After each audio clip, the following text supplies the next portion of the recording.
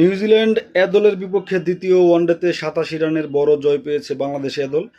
প্রথমে ব্যাট করতে নেমে নুরুল হাসান সোহানের ১১২ ও মাহিদুল অঙ্কনের ১০৫ রানের সুবাদে ৩৪৪ রানের বড় সংগ্রহ করে বাংলাদেশের দল।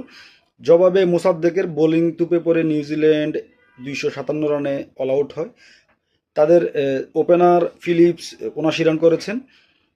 বাংলাদেশের মোসাদ্দেক হোসেন সৈকত ৩ উইকেট শিকার করেছেন। শরীফুল, তানবীর এবং শামীম হোসেন ২টি করে উইকেট শিকার করেছেন।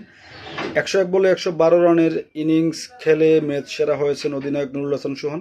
এই জয়ের ফলে বাংলাদেশ কিন্তু ৩ ম্যাচের ওয়ানডে সিরিজ ১ ম্যাচ হাতে রেখেই ২-০ ব্যবধানে জয়লাভ করেছে। বাংলাদেশ এ দলকে অভিনন্দন। এ দলে যদিও তারকা ক্রিকেটারই বেশি, জাতীয় দলে খেলা প্লেয়ারই বেশি, তারপরও মূল জাতীয় দলের বাইরে তারা যেহেতু খেলার সুযোগ পায় না, জাতীয় দল থেকে বাদ পড়া ক্রিকেটাররা তারা যেহেতু এ দলের ব্যানারে খেলার সুযোগ পাচ্ছে এবং ভালো ক্রিকেট খেলছে, এটি কিন্তু বাংলাদেশ ক্রিকেটের জন্য ভালো দিক বলতে হবে।